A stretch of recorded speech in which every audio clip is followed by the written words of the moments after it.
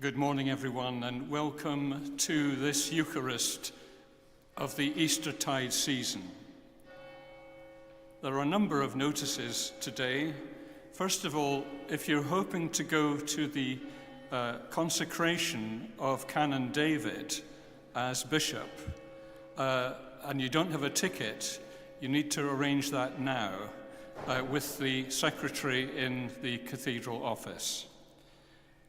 There's a limited number of tickets still available.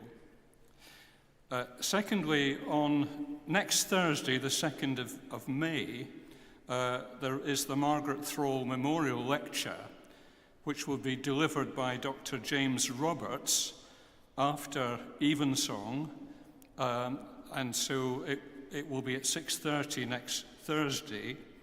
This lecture of Dr. Roberts will explore how we might theologically reflect on the relationship between Christians and Jews. Around the cathedral, you'll find some leaflets. These leaflets are seeking recruits to help with various things around the cathedral. We desperately need more helpers. If you'd like to offer to do anything, please contact either Jane or Leslie or Gareth. And finally, as you'll see to your left, there is a congregational lunch following the Mass this morning.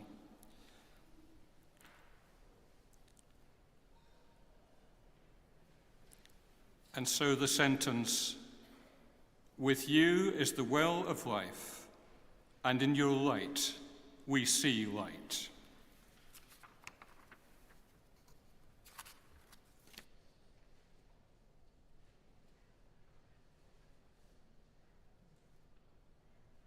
We sing the hymn, "Hark my soul, it is the Lord."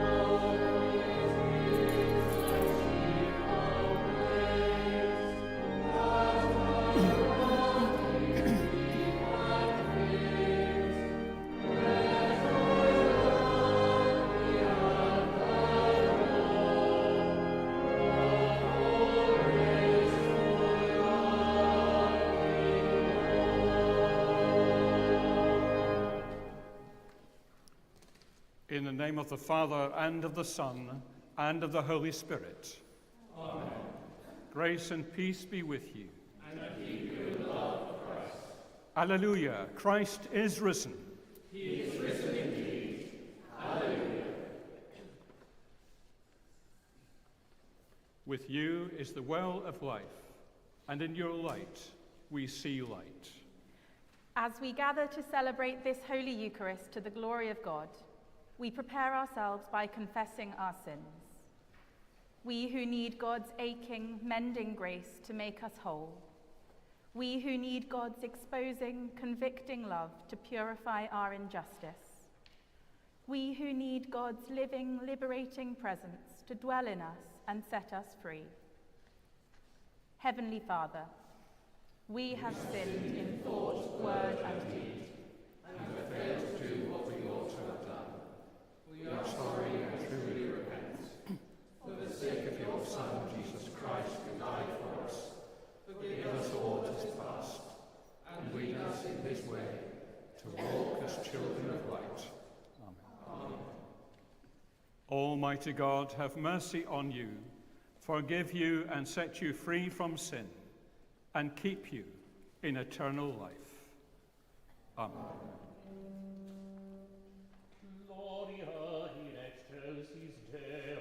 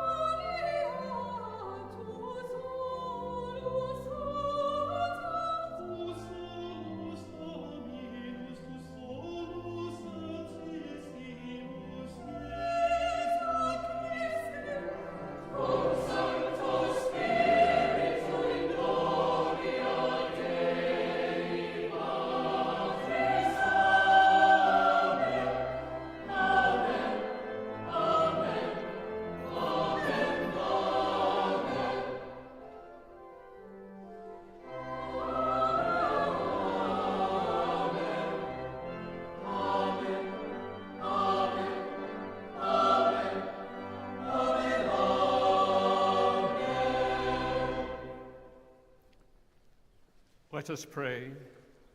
Almighty God, who alone can order the unruly wills and affections of sinful humanity, grant that your people may love the thing which you command and desire that which you do promise, that so among the sundry and manifold changes of the world, our hearts may surely there be fixed, where true joys are to be found.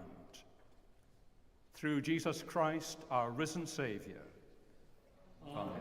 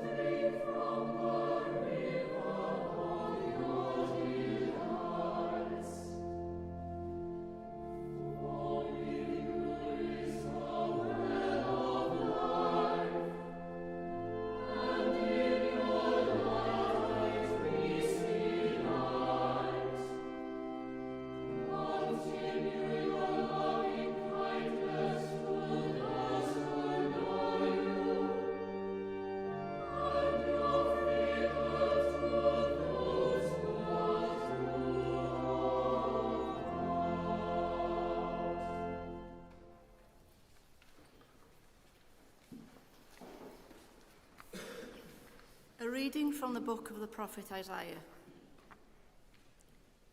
O God, you are my God. On that day this song will be sung in the land of Judah. We have a strong city. He sets up victory like walls and bulwarks. Open the gates so that the righteous nation that keeps faith may enter in. Those of steadfast mind you keep in peace.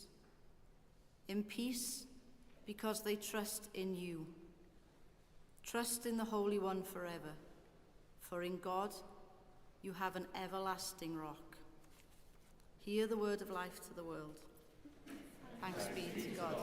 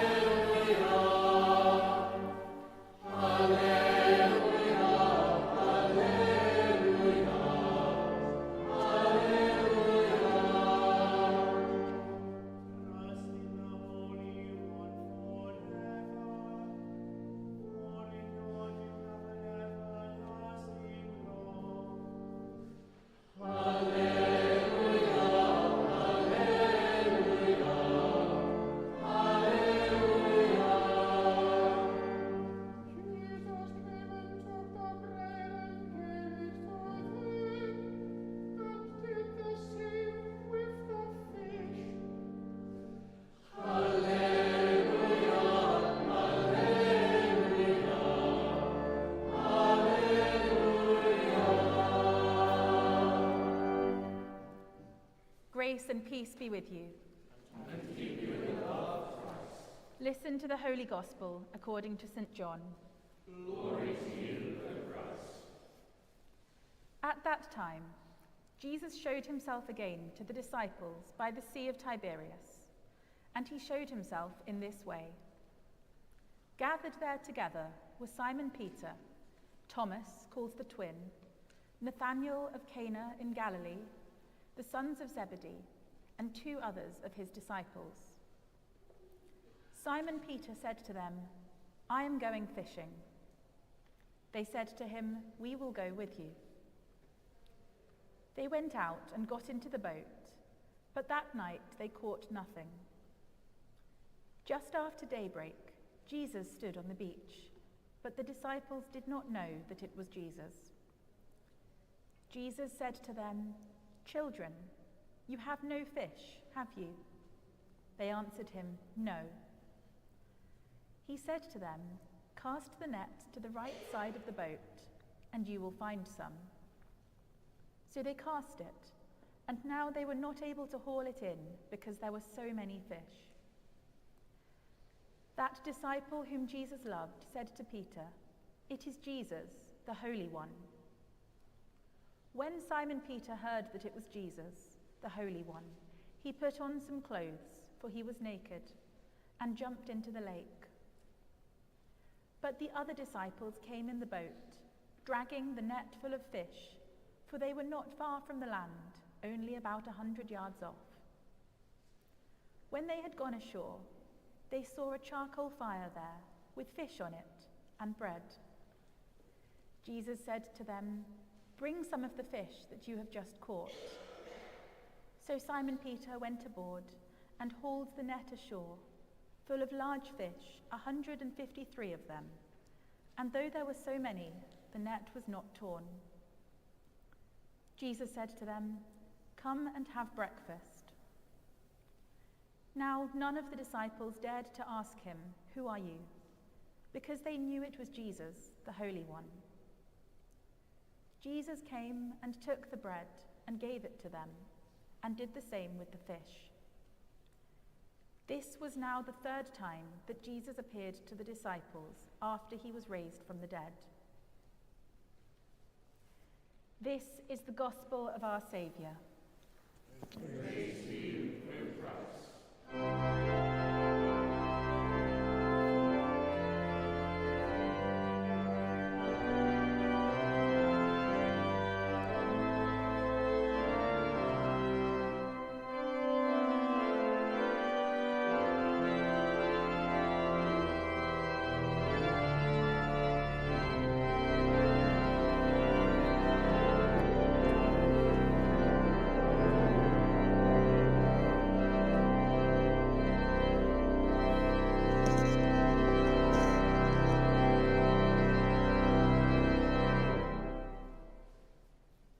Simon Peter said to them, "I am going fishing." In the name of the Father, the Son, and the Holy Ghost. Amen.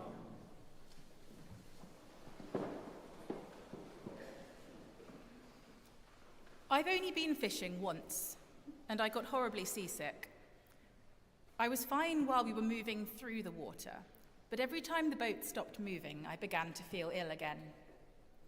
Something about the swell of the ocean and the rocking of the boat, perhaps the lack of control, was much worse than pushing forward, moving through the waves, over the waves, with the waves. Staying still, then, can sometimes make us feel worse. Remaining in one place, we can feel increasingly hopeless and despondent. And that is when Jesus calls us to take a leap of faith, casting our nets over the other side of the boat. When I went fishing, we had something which the disciples didn't, a fish finder. It was fascinating. You could see the schools of fish moving deep under the boat. You could track exactly where they were, how deep they were, see which way they were moving. But there was one problem. We weren't catching any fish. We could see that they were there, but they weren't catching, not a single fish. We moved from place to place. I have to say I was longing for the movement, as it was only then that I stopped feeling ill. But we simply weren't catching any fish. It was incredibly frustrating.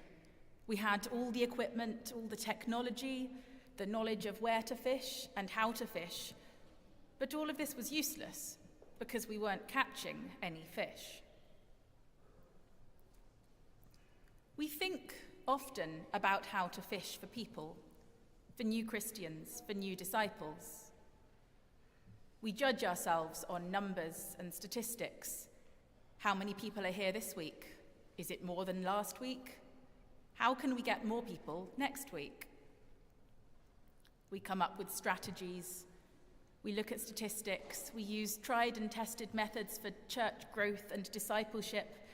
We create 1-year plans and 5-year plans and 10-year plans and measure our success day by day, week by week, year by year. There's nothing at all wrong with any of this. It's a great structured basis to work from, but we need more. We need hope, we need perseverance, and we need faith. When Simon Peter says, "I am going fishing," he's saying, I'm going back to what I used to do, what I know how to do, what I am good at. But what he doesn't yet understand, what none of the disciples understand, is that everything has changed. In this post-resurrection time, nothing is as it was, not even the fish in the sea. Children, you have no fish, have you? I can imagine being really annoyed if I'd been fishing all night and not caught anything, and then someone who was stood on the shore shouted, "Have you not caught any fish yet?" Cast the net to the right side of the boat, and you will find some. I imagine, too, that if that same person then shouted, "Try the other side of the boat," that wouldn't help much with my frustration. I've been out all night trying to catch some fish, and now this person has just turned up with no idea of what I've been through, of how exhausted I am. I don't know who he is. Does he even know how to fish? And then he has the nerve to tell me to try the other side of the boat, as though I hadn't thought of that before, and the arrogance to insist that if I do as he tells me, I'll suddenly catch the fish. Jesus' disciples, clearly, are less easily irritated than me. They cast the net over the other side of the boat, and there, suddenly, are the fish. A whole net of fish, full to almost bursting. It is Jesus, the Holy One. So they recognize Jesus, their Saviour. Jesus, who is raised from the dead. Jesus, who has just caused their net to be miraculously full of fish. And what does Jesus say? Come and have breakfast. The simplicity of these words, such a common phrase, but spoken here by our Saviour, who was dead and who rose from the dead, and is now cooking breakfast. Christ has died, Christ is risen, Christ is cooking breakfast. Of all the post-resurrection appearances of Jesus, this is perhaps the strangest, that the Son of God should be crucified and raised from the dead and should appear to his disciples just to cook them breakfast. Some of you attended our dawn service on Easter morning at Eglwys y Groes. I looked back at what we'd written in the notices during Holy Week. There will be a short Easter morning service at Eglwys y Groes at 7 a.m. outside if the weather is good, breakfast to follow inside the church. After the long fast of Lent, after all the excitement and build-up of Holy Week, we've journeyed together through the remembrance of Christ's death to greet our risen Saviour on Easter morning and to celebrate with a bacon sandwich. But this, as we've read in today's Gospel, is just what Jesus tells us to do. The resurrected Jesus, appearing to his disciples, does not perform big miracles or impart complex knowledge. He simply tells them to come and have breakfast. So let us feast together. Let us worship together and pray together. Let us cast our nets on the right side of our boat.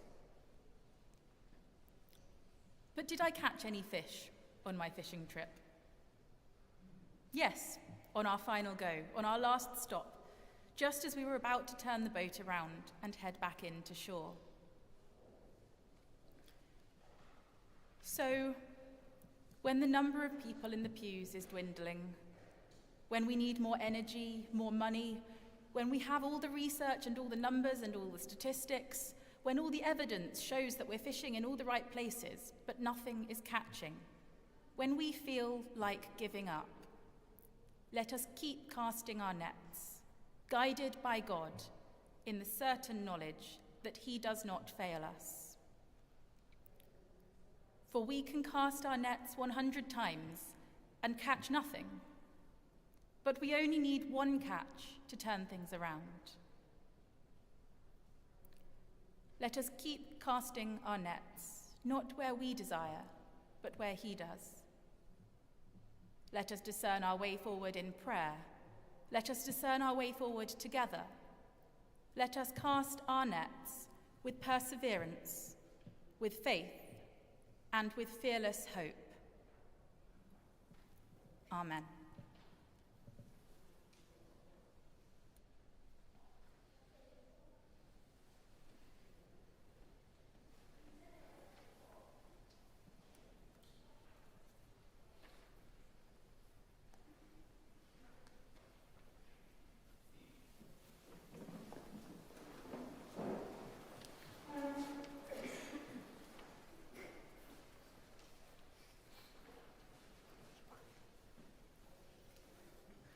Together, let us affirm our faith. I believe and trust in God the Father, who created all things. I believe and trust in His Son, Jesus Christ, who redeemed humankind. I believe and trust in His Holy Spirit, who gives life to the people of God. I believe and trust in one God, Father, Son, and Holy Spirit. with all our heart and with all our mind, let us pray to God.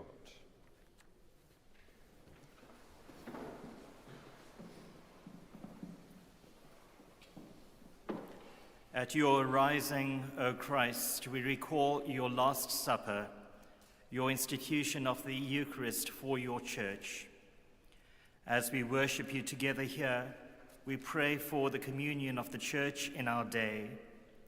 We pray for Andrew, our bishop, for David, our assistant bishop designate, and for the daily life of this cathedral and of Ecclesia Croix, that the joy of your life-giving resurrection might reinvigorate and sustain our worship and ministry in this place. God, in your mercy. At your rising, O Christ, we recall your glorious wounds and pray that you would hide in them the broken places of our world. We pray for all those in places of war or natural disaster, especially at this time for the people of Israel, Gaza, Ukraine, and Sudan, that their fear might be transformed to hope by the light of your resurrection. God, in your mercy. At your rising, O Christ, we recall your suffering on the cross, your sacrifice made for the sins of the whole world. We pray for all who suffer, for the sick, the weak, and the dying. From our own community, we pray especially for Alice, Barbara Watson, John Watkin Jones, Bill Lovelock, Katie Stewart, and Babu. And in the silence of our hearts, we name those who we know to be in need of your comfort and strength.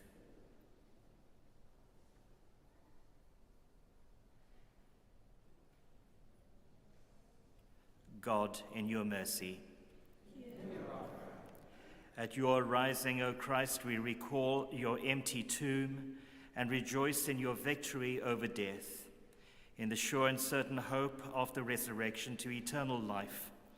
We pray for all who have died, and from among those known to us, we pray for Billy Thompson and Tally Brazier, who have died recently, and for those whose year's mind falls at this time.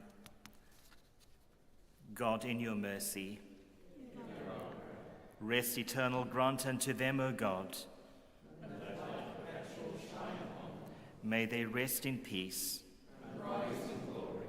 This Eastertide we join with all creation to rejoice in our risen Saviour, uniting our prayers with those of Mary, the Mother of God, with Daniel, Cyril, Cadvan, and all the saints of Bazi, we pray, merciful Father, accept these prayers for the sake of your Son, our Saviour, Jesus Christ.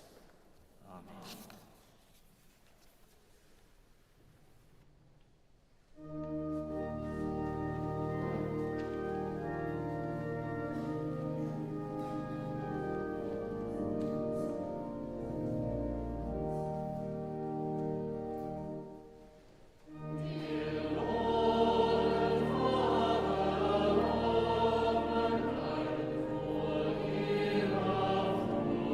Praise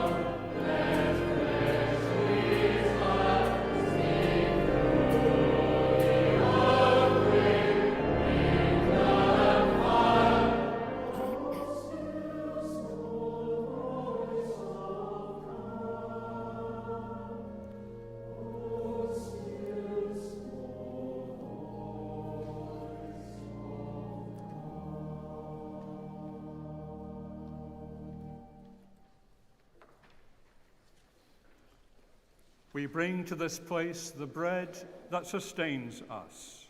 It will become for us the bread of life. We bring to this place the wine that mellows us. It will become for us the life God of the world. Grace and peace be with you. And keep you in the love of Christ. Lift up your hearts. We lift them to the Lord. Let us give thanks to the Lord our God. It is right to give our thanks and praise. It is indeed right. It is our duty and our joy, at all times and in all places, to give you thanks, Holy Father, all-powerful and ever-living God, through Jesus Christ our Lord. He is the true Paschal Lamb who was offered for us and has taken away the sin of the world. By his death, he destroyed death, and by his resurrection, he has restored to us eternal life. And so, with the hosts of angels and all the company of heaven, we proclaim the glory of your name and join in their unending hymn of praise.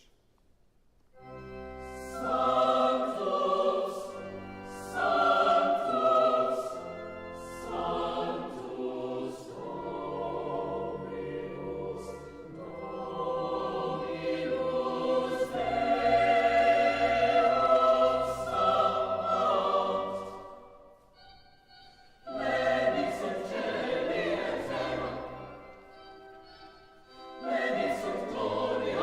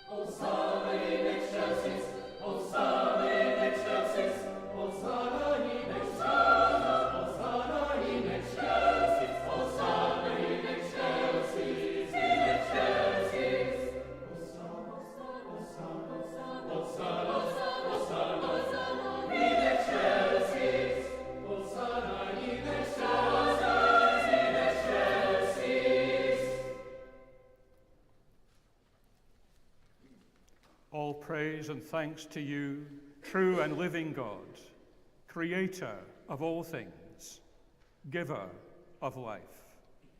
You formed us in your own image, but we have marred that image and fall short of your glory. We give you thanks that you sent your Son to share our life. You gave him up to death that the world might be saved, and you raised him from the dead that we might live in him and he in us. Sanctify with your Spirit this bread and wine, your gifts to us, that they may be for us the body and blood of our Saviour, Jesus Christ. On the night he was betrayed, he took bread, and when he had given thanks, he broke it and gave it to his disciples, saying, "Take, eat. This is my body, which is given for you. Do this in remembrance of me."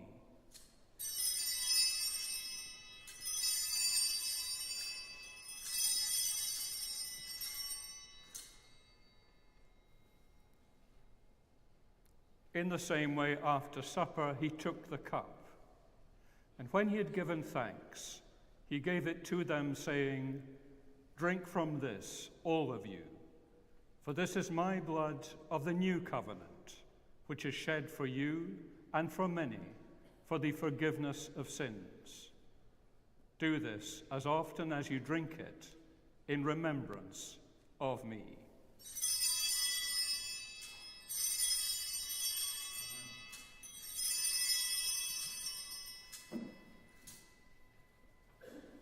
Let us proclaim the mystery of faith.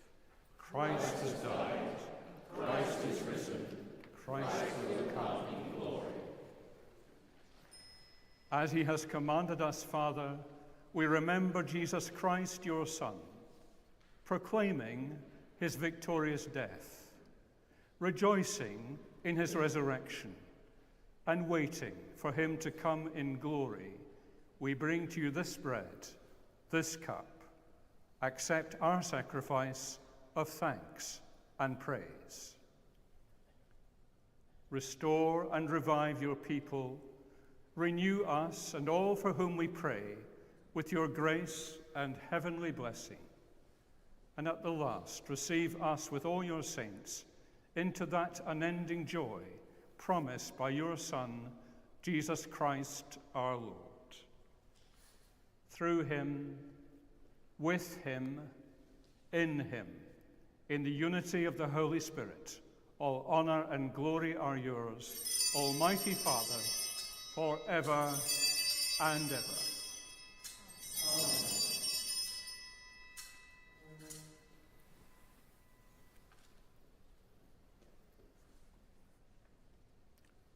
As our Saviour taught us, we boldly pray, Our Father, who art in heaven, hallowed be thy name. Thy kingdom come, thy will be done, on earth as it is in heaven. Give us this day our daily bread, and forgive us our trespasses, as we forgive those who trespass against us. And lead us not into temptation, but deliver us from evil. For thine is the kingdom, the power, and the glory, forever and ever.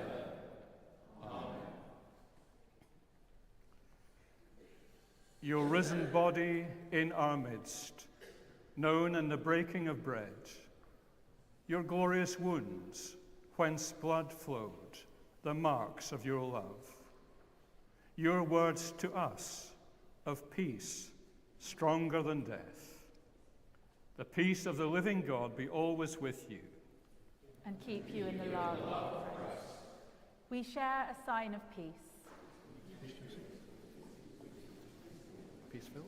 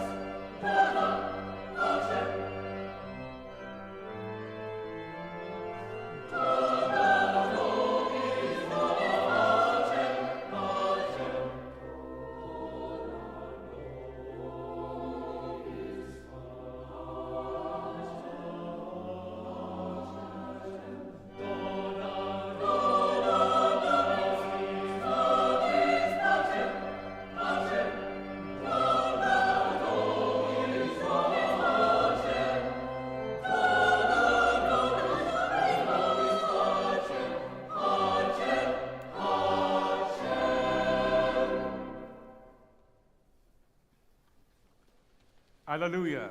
Christ our Passover is sacrificed for us. Therefore, let us keep the feast. Alleluia.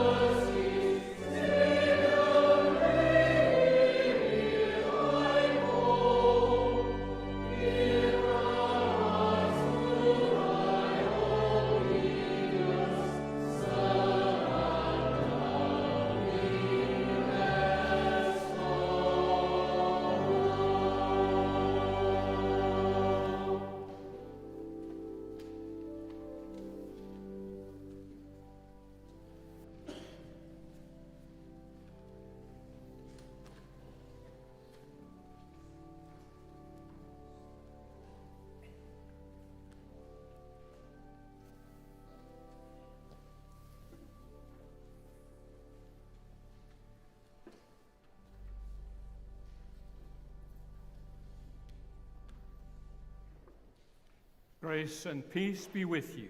And keep you in the love of Christ. God the Father, by whose glory Christ was raised from the dead, strengthen you to walk with him in his risen life. And the blessing of God Almighty, the Father, the Son, and the Holy Spirit be among you and remain with you always. Amen. Let us go forth in peace. Alleluia, alleluia. In the name